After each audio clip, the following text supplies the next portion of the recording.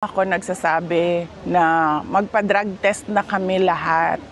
Inaantay ko lang talaga si BBM at yung Office of the President na magsabi na magpa-drug test na. Kahit ngayon pa, magsabi sila na magpa-drug test tayo.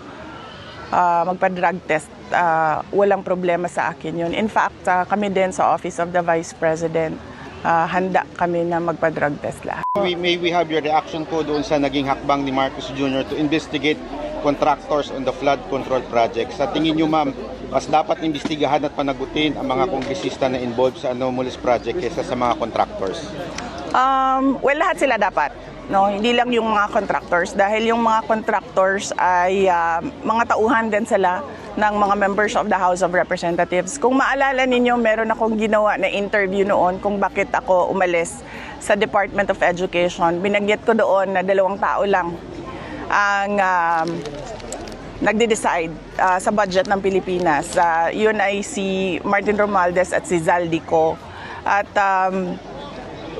yung mga kasamahan nila o mga grupo nila, kasama din nila yon sa paghati-hati noong budget ng Pilipinas. Dahil nakita namin yon sa Department of Education, nabanggit namin yon kay BBM na ganun ang ginawa, pero noon ay wala siyang reaction. Tapos bigla ngayon, meron na siyang reaction. Paniwala ko, ginagawa nila yan para lang sabihin sa susunod na baha na, tingnan nyo, may ginawa naman kami. Pinaghahandaan niya lang yung excuse niya para sa susunod na baha. Ma'am, in the recent survey of WR Numero Research, you appeared as the early frontrunners for the 2028 national election.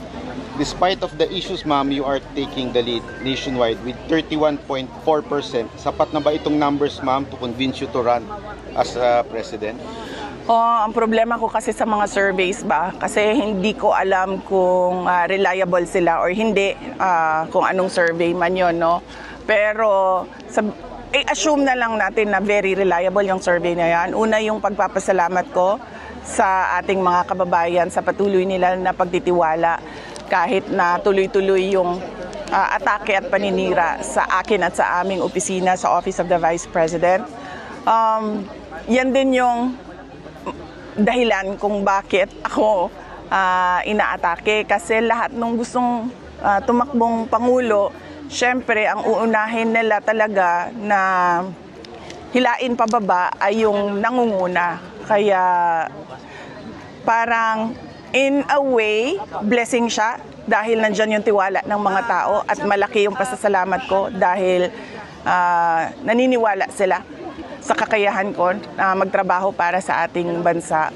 Pero hindi din siya maganda or mabuti para sa akin dahil ako din yung hinahabol ng mga nangangarap na maging Pangulo ng Pilipinas. Thank you. Okay. Juby, ano man ang ask you?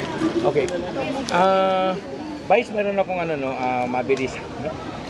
Yung first question ko, kumusta po yung executive check-up ng ating Pangulo, dating Pangulo? Yung medical check-up? Hindi ko po, wala po akong update, wala po akong balita na meron siyang executive check-up na ginawa. Pero yung sa po ninyo, na-meet nyo siya, no? Yung aura nung health niya? Para sa akin mas okay siya ngayon kaysa sa noon.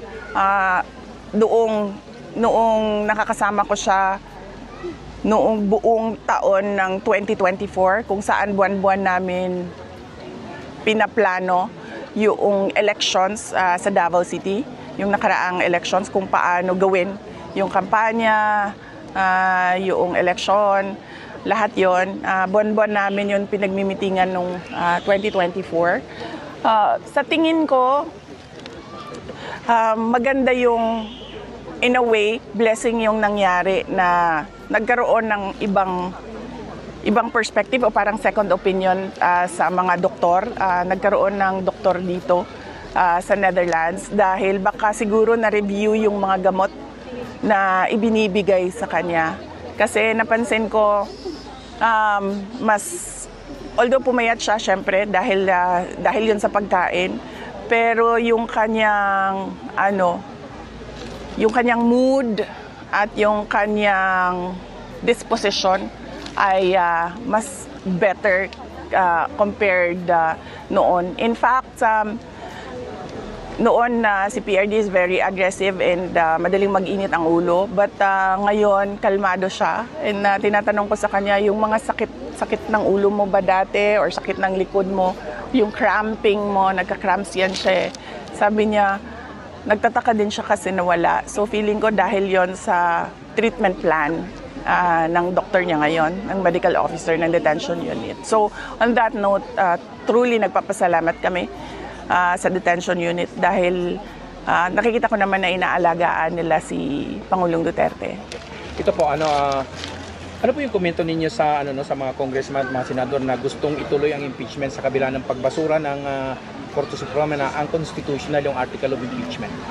Kahit ako man, gusto ko ituloy yung trial kasi sabi ko nga, diyan lang ako makakapanigurado ba na masasagot ko yung mga katanungan nila at yung mga atake nila diyan na forum na yan sa trial. Pero kailangan natin respetuhin yung mandato ng Supreme Court at yung mandato ng Senate of the Philippines pagdating sa mandato ng Supreme Court pagdating sa desisyon sa constitutional questions at mandato ng Senate of the Philippines pagdating sa kung gagawin o hindi yung trial, yung impeachment trial.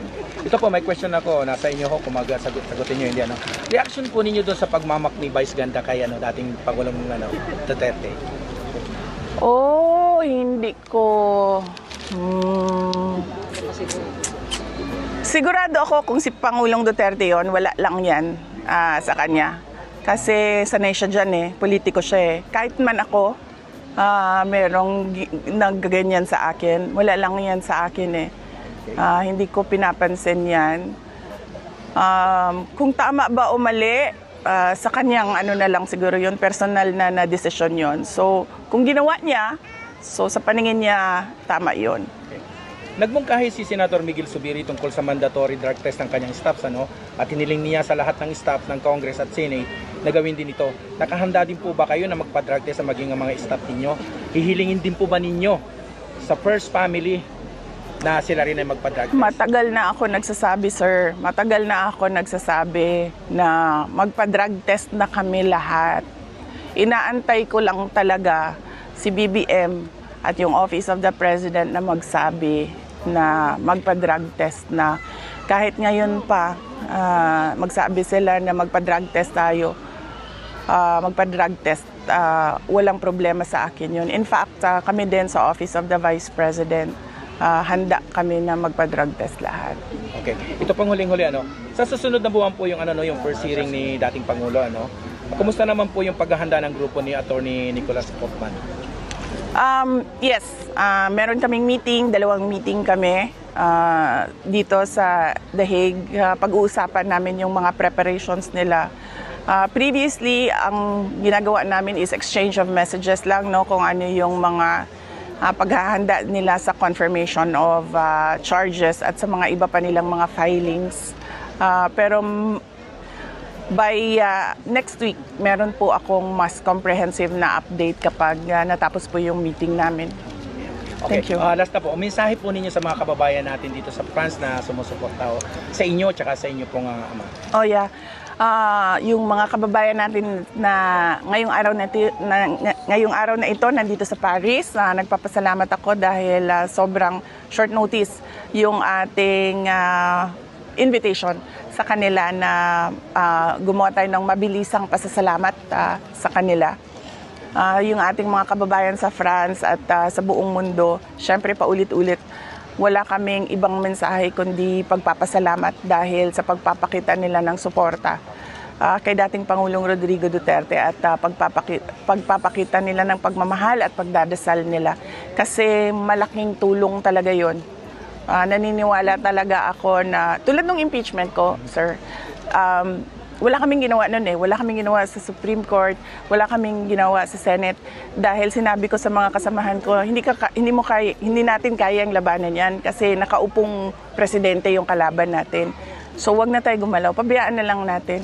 Tapos biglang nagkaroon kami ng good news, then nagkaroon naman kami ng isa pang good news.